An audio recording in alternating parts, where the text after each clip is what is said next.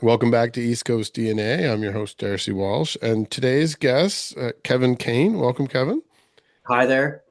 Kevin, the introduction that I had for you, I was kind of taken from your own verbiage that you're a Canadian singer-songwriter, you're Sure. a producer, Uh-huh. and you're a member of a few bands, I believe is the way that you worded it.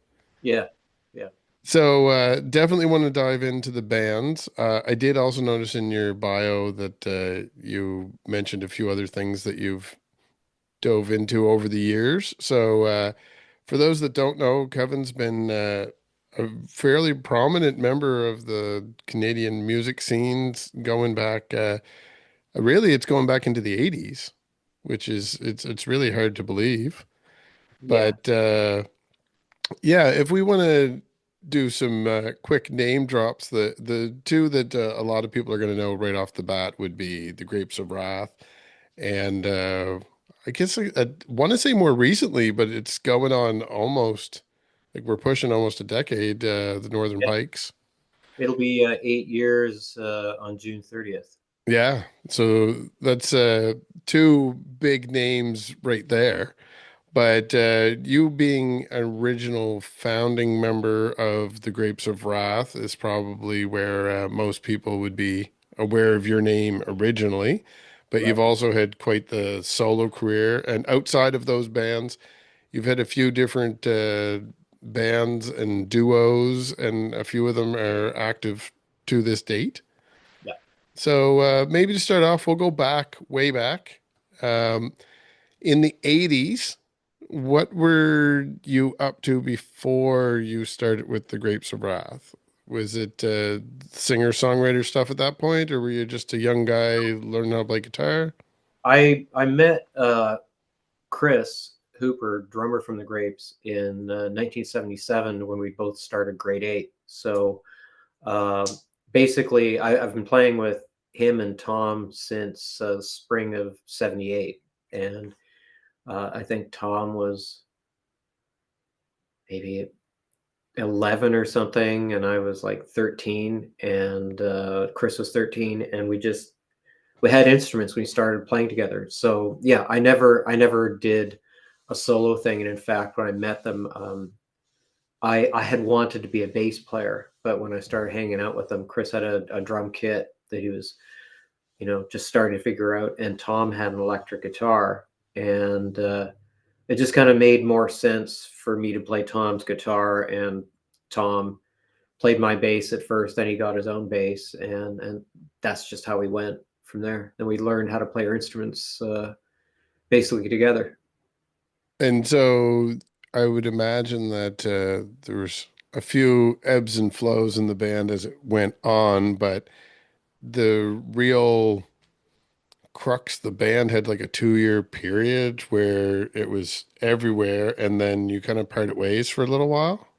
Well, like our first, we put out our first record in '84, and then our first album in '85, and then our first record that started to do something was in '87, and that's when we signed to Capitol Records in Canada, and that came out in the States. So we did a big US tour, like 63 shows in the States. And all this went up until, I guess, Halloween of 1992 was the last show that the original band played. And then we didn't play together for 18 years.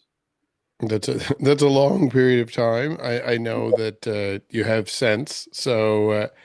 In the period in between, you had a lot of opportunity to explore solo endeavor as well. Yeah, I did some solo stuff. There was actually right after Grapes, there was interest from a couple of labels, so I did demos that were kind of full rock band demos, and then uh, one of the labels did actually offer me a deal, and I decided instead of going with that, I just kind of pulled back and went very solo. So I did a solo acoustic record, and I mean I've done band stuff solo as well, but generally it's been solo acoustic. It's just a lot easier for me to not have to you know have other people to discuss things with, I guess. Well, I've had that conversation with a couple recent guests, and I couldn't even tell viewers what sequence they're being released, so maybe they haven't even seen some of those episodes yet. But having that conversation about a lot of bands that are featured on the show, despite the fact that I've had a few major names on here, a lot of them are independent.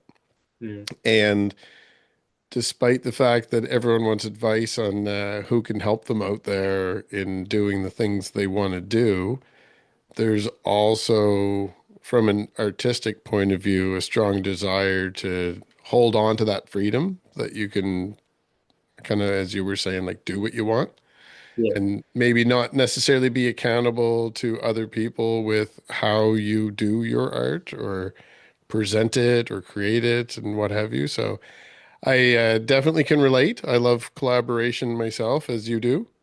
And many of the other media people out there that have met me the last couple of years doing this have had the opportunity to collaborate with me in one way or another. But I do continue to do a lot of this solo here on my end. So definitely think we're a little bit kindred spirits there in that capacity at least. So not to skip over it all, but since we're talking about a long time frame and I do want to get up to the current era, as far as reuniting with the original members of the band, the Grapes of Wrath, at what point was that, and what kind of instigated reunion? Well, there were a couple of things that happened.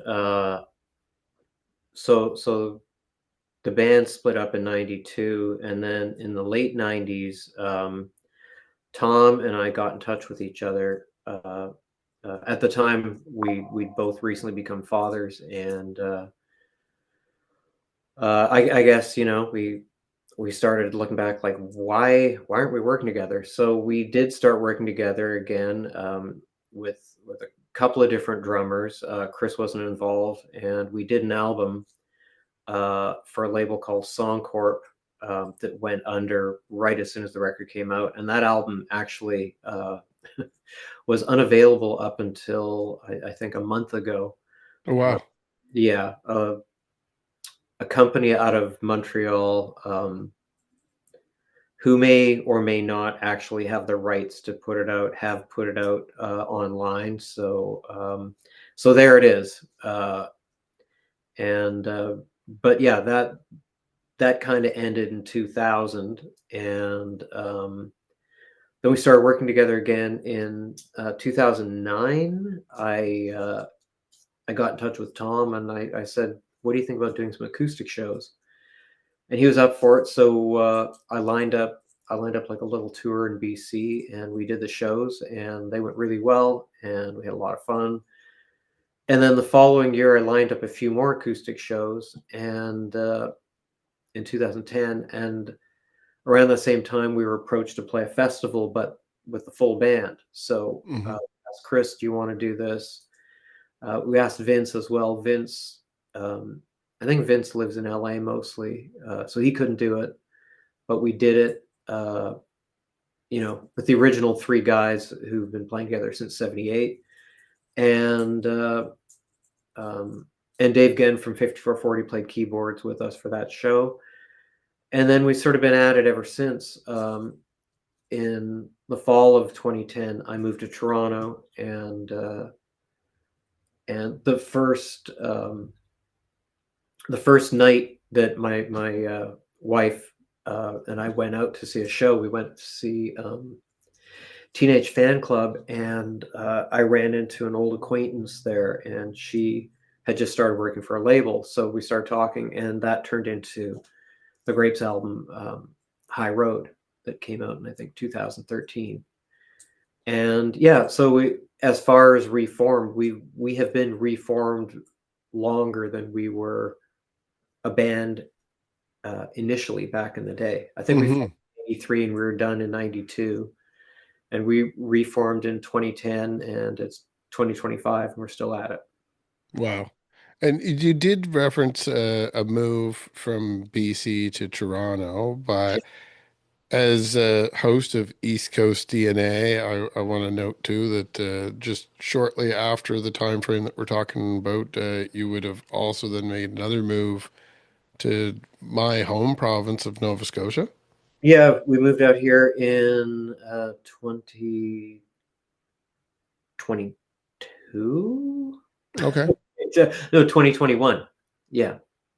So it's been a couple years. So is there anything special about our region? Like I'm biased, so I could list off a bunch, but what made you move this way and what kept you here? Well, affordability was a main factor. And well, my wife and I just really like Nova Scotia. We came out here, I think in 2016 or so, just kind of to have a holiday, and she really loved it. She'd been out here before as well. I've been out here a bunch.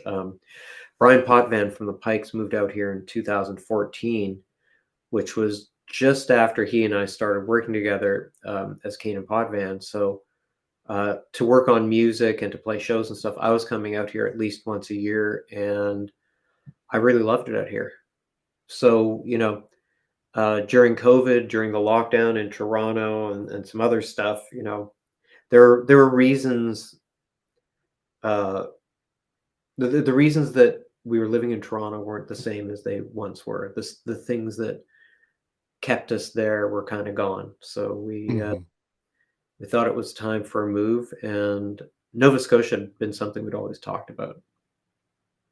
I'm glad to hear it. Obviously, as somebody that's been a lifelong resident, I Mm. encourage everybody to visit, and It's anyone that wants to stay is welcome. We've got plenty of land here. We don't may not have enough houses at the moment. Might right. need some more houses built, but wait and see. Now, you did mention the Pikes and that there was a duo. I want to get into that a little bit, but before we go in that direction, your wife and yourself also have a duo. Yeah, we do. We've got a band called pronounced Phono, but it's actually spelled Fauxknow, as in fake knowledge or false knowledge. But yeah, we put out a record in 2016, and we did an EP in 2022, and we've got a few songs that are kind of nearing completion. And then she also does. She has a solo project as well under the name Dirty Ribbons, and she's put out a couple of things. Cool. I'm definitely looking forward to digging into those things a little bit myself, but I'm curious now. We've mentioned a few different configurations and we're still not at 2025, but we are getting into relevancy in that these are still configurations that you operate under. Mm. So you do perform solo, but you have a couple different versions of duos, the one with your wife that we're referring to. Yeah, we And haven't performed live in a while, but okay, we perform in Ontario, and we performed in California when we were down there, and we played a festival in Newfoundland. But yeah, I don't think we haven't played since 2019 live. okay. Yeah. So that'll continue more so as a passion project that when the need arises to release material that you've completed. Well, it's out of any of the projects I'm involved in, I think it's the one where uh, music wise and recording wise, there's definitely room for experimentation. Like our first Hmm. record, we set out to make a total shoegaze dream pop kind of record. So, and then since then, I don't know. We have a lot of different musical hats that we can wear with that one. Whereas when you've got kind of an established brand like the Northern Pikes or the Grapes of Wrath, you're less likely to uh, I guess be as experimental with what Sure. you do stylistically. You might still experiment, but there's definitely a different kind of freedom that Phono has. Yeah, you would be aware going into it that the average listener is coming to the table with an expectation, Yeah, rather than just going to see what it is that you're offering. If you're, especially if you're labeling it the Grapes of Wrath or the Northern Pikes or something like that, people are going to look for a specific sound. And now the singer-songwriter style and like the folk element of it is something that has remained in the music industry throughout this entire time, but it's had varied levels of popularity. And I do notice that in like the last 5 years or so, there's been a lot of bleeding of genres, but the singer-songwriter and folk rock styles have definitely had a lot of prominence in the charts over the last couple of years as well. So definitely, I'm sure that people that are remembering the bands from when they were in high school are eager to get out there and go to those shows as well. But I know when the Grapes first in '92, I guess, when the first split there, that the other members kind of did a little bit of experimentation with Ginger. Not right off the bat, but as they got into their second album, they did a little bit of the trip hop kind of sound. Yeah. So, with your solo projects, did you find that you also had the freedom to do a little bit of experimentation as you went from recording to Yeah. recording? I mean, I guess so.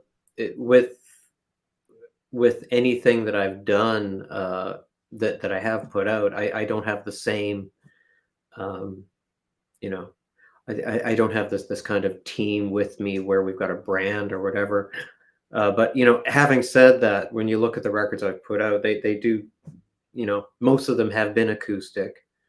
Um, you know, kind of an open tuning, finger picking kind of thing. Uh, I wouldn't say it's definitely folk, but it's using those elements of folk, uh, with maybe a different approach to songwriting. And Hmm. having said that, the stuff I've been recording recently, because I've been recording more recently, a lot of it is full band. So I don't know. I've done both. Yeah. Well, what is, in your opinion, I don't know, you probably have thought about this, but the kind of key to the versatility of being able to do that, because as you mentioned, you have the freedom, if you can pick up a guitar and write a song and go out and perform it that way, that gives you a lot of freedom as far as where you would perform. Yeah. Now, when you have a full band, you're back into that other element where you have a lot of different players that you need to account for, availability, different personalities, and making sure that everyone's on the right tempo so that the songs are being played the right way. Like there's a lot of different finer elements that most probably spectators are not really considering. But do you have a magic trick for maybe some of the other artists out there? A magic trick. Well, um, just based on what you were saying, I'd sort of like to bring about the observation that there are, at least in my experience, there are way fewer places for bands to play than like Grapes of Wrath acoustic duo shows that we've been doing. Tom and I started doing some shows this year. We've got a 7 show run here in Nova Scotia, New Brunswick, and PEI at the end of June. And like this year, we'll be doing 40 plus duo shows, and the Grapes, I think, will do 5 shows, like the full band, Hmm. 5 shows. Um, it's just really expensive to get out there with a band. All the costs go up compared to 2 guys showing up with a couple of acoustic guitars, and and it's a different kind of show. Like with the Northern Pikes, we tend to play festivals and events, big shows, and we don't get into a van and just like go from town to town playing the local whatever like we used to do in the 80s and 90s. It That part of it just isn't the same, and you see more and more about people canceling tours or saying, well, I just can't tour anymore. People as big as Miley Cyrus, she's just like saying, well, there's no point. It's just really difficult to do things on a certain scale and make it viable and make it make sense. It's really tough to be in a band, and total kudos to anybody that is out there doing it. Um, yeah, I mean, like this year I've got more gigs than I've had probably since the early '90s, uh, and it's all because Tom and I are doing acoustic shows. There's just way more opportunity uh, to do that kind of thing. There are more places to play. You know, when you don't need like a full PA system and drum kit and amps and all of that stuff. As well, I think our audience they'd rather go to a show where they can sit down as opposed to standing in a bar. They don't want to hear opening. You know, I hear a bunch of bands. Hmm. Uh, it's nice to not have to put in earplugs. And you know, there's a lot of talking at the shows. There's a lot of storytelling, and people enjoy that. And I know, you know, if given the choice between seeing a loud rock band or going out and seeing somebody whose music I've liked for a long time, and seeing them, you know, telling stories and play that kind of intimate show, that would be my choice as well. You know. Well, I definitely know in my own concert viewing that despite the fact that I will highlight the bigger events because those are the marquee names, I probably would say that the volume of it is exactly that. It's like a duo, trio, probably a solo performing most often acoustically with a small little PA of their own and tucked in the corner of a bar or maybe in a smaller stage somewhere. They're all over the East Coast, and I do tend when I talk to artists that are saying that we're losing venues, I tend to argue it, but I'm being dismissive of the fact that there's not a lot of venues for specific configurations and genres out there. That's more so the problem that we have these days. We're losing band venues, and that is the reality of it. You know, when like when we go out and do our acoustic shows, we're playing theaters, churches, you know, or shall I say, former churches, restaurants that are geared towards live music. There's almost none of the shows that I'm doing now would have room for a drum kit. Uh, Hmm. you know, nor would a drum kit be appropriate. It would just be, you know, when you're playing a church, to have somebody banging away on the drums, it just doesn't make sense for most shows. Uh, but then again, having said that, I do still really enjoy playing the rock shows, and I'm really grateful that, you know, uh, Grapes and Pikes are still getting shows. So you know, this year I will still get to play my electric guitar like a dozen times. So that's great. But you know, so to go back to your original question, if there was any advice, I would say anybody starting out has to be real versatile. I mean, if your thing is to play, you know, whether you're playing solo or whether you're playing with other musicians, you have to consider what kinds of venues exist for your style of music, and is there a way that you can adapt your music, you know, for different performing situations. If you know, if you're in a hardcore band or whatever, then you know, yeah, you're going to be playing hall gigs and you know, whatever that type of thing, and you know, it's got its own sort of ecosystem. But I would say, like, if I was starting out playing music, it I would like to be able to perform and present my music in more than one way, just depending on the situation that comes up. And I did see in your bio too that you were over the years a little bit of a tinkerer too with the guitars and your amp. So is that more through a necessity, do it yourself type thing, or did it evolve into something a little bigger than that? Uh, well, it was a job. I mean, initially when I wasn't playing music and I needed to get a job, and a few people I knew worked for Larrivee Guitars when they were still based in Vancouver. They're based out of the States now, and so I went down there and I got a job, and yeah, a number of musicians worked there. couple of the guys from the band Destroyer were there. I got Carl Newman a job there before New Pornographers had happened, and yeah, a lot of us were there, and I just really enjoyed working on guitars. And then a few situations fell into my lap where um, where I worked at a guitar store, and I was able to learn, from the tech who was there, different skills and whatnot. And then when I lived in Toronto, um, I got sort of a part-time job with Capsule Music, just basically doing setups and on Saturdays because they were kind of uh, overloaded with repair work. And then the guys who ran the repair shop were really cool, and they showed me how to do other stuff. And you know, yeah, sort of went from there. It's interesting from my point of view because I often, especially with people that are up and coming artists, Mm, I often find those individuals, like when it's a band, you're seeing them at the bar.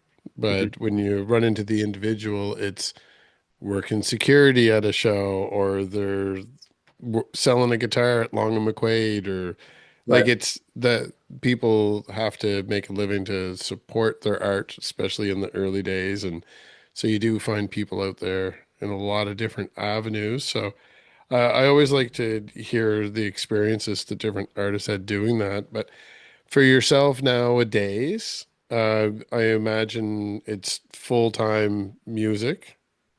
Yeah, well, definitely now it's and that's another thing, with having several projects like even though Phono hasn't performed in a while, we're not adverse to it, and I'm doing solo shows. Kane and Potvin have a bunch of shows this year, and me and Tom are doing the acoustic things, Grapes and Northern Pikes. So it's been a pretty full dance card. Sometimes uh, like there was one Pikes show where I opened the show with Tom. So Grapes Acoustic opened that, and then we'll be doing that again uh, uh, at a show in Ottawa that I don't think is announced yet. But so that makes for a pretty full evening for me. Hmm.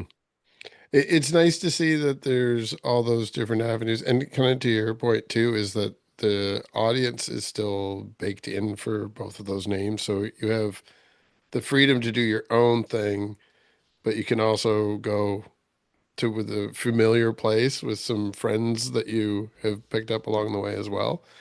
Now, I did want to ask you, as far as that, where you do have multiple different configurations out there with different people, what's the best way for people to follow you online?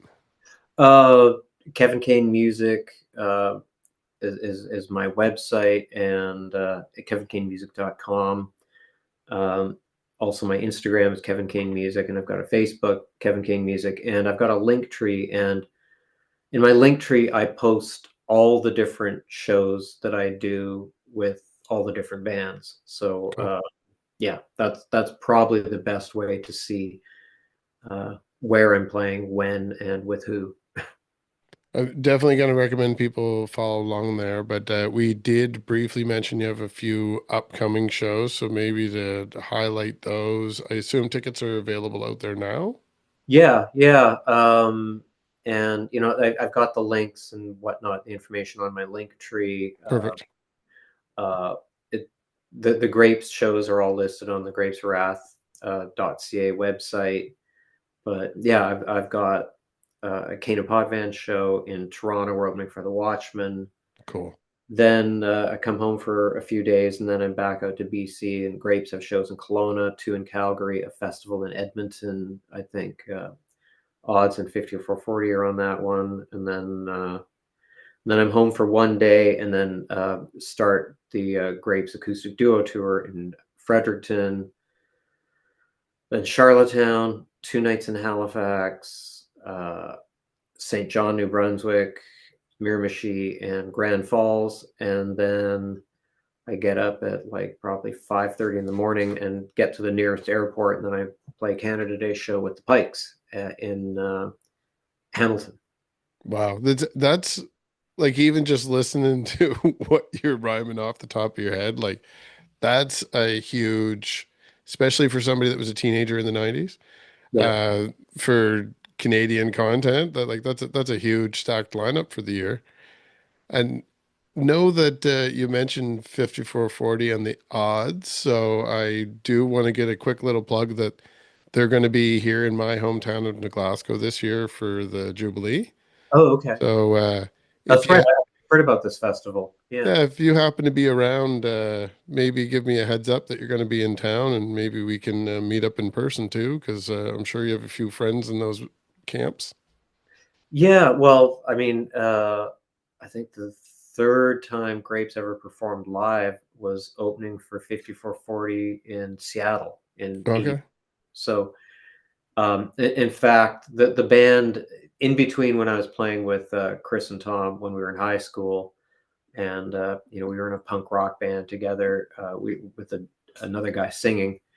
And when that band ended, they kind of stayed in the punk rock realm, and I did more of the post punk. We're really into Joy Division and Susie and the Banshees and whatnot. And that band opened for 5440. We're called Empty Set, and we opened for one of 5440's first shows in Vancouver when they released, I think, their first EP. And they took note of our drummer. So basically, I think it was the week that he graduated high school, they phoned him and said, "Hey, if you don't have any plans, we're looking for a drummer." So uh, Daryl Newdorf then he drummed on the first couple of 5440 albums, Set the Fire and the Green One. He played on most of that one. cool. That's amazing. The interconnectivity makes me wish that we had way more time. But for viewers that are having the same feeling, I'm going to give them a recommendation as well. Another podcast friend out there, the Raven Drool podcast, had featured you pretty early on, I think, too, in their line of episodes. So there is a Kevin episode out there with Tyler if people want to go do a little bit of a deeper dive. But I do invite you to come back in the future. Okay. And for anyone new to you, to play off this episode, is there a particular song in your vast catalog that you would like to play off with? Jeez, that's so tough. I mean, I always default to All the Things It Wasn't, because it's by far the biggest song that I've done. And that's with Grapes, but on the record, it's just me singing, playing guitar. So it's much like one of my solo songs. I mean, I don't go anywhere or do anything without that song coming up. So I guess that's There you go. I'll recommend that people still go out there and get tickets to hear everything that you're doing now. And we'll play off with that today. And I seriously do hope that if you're not playing somewhere, that I run into you down here in the Glasgow this summer as well. when is the festival?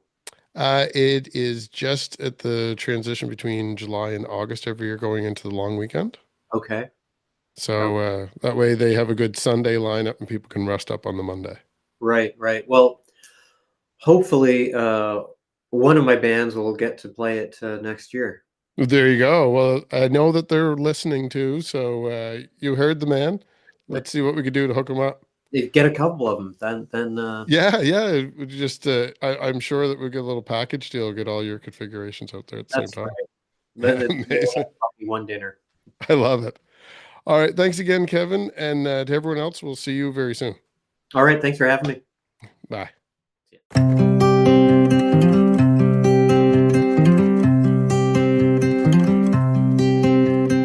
Hours of hiding spent apart, a wall is all we'd share. About the closest you could get, about all I would bear. Don't tell me all the things I wasn't would have made this big a difference to all the things you are.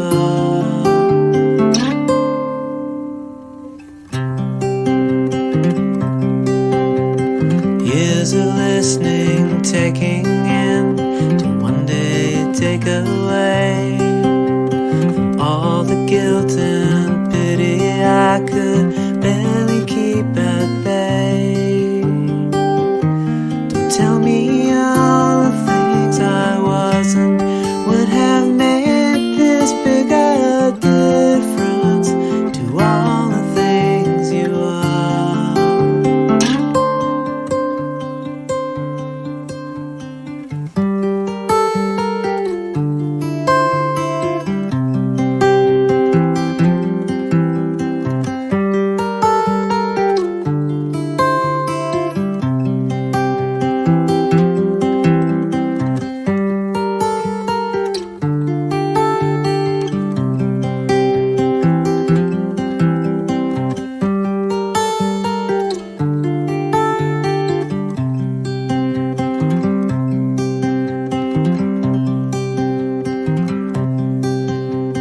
Time apart I've realized your name's the most we share.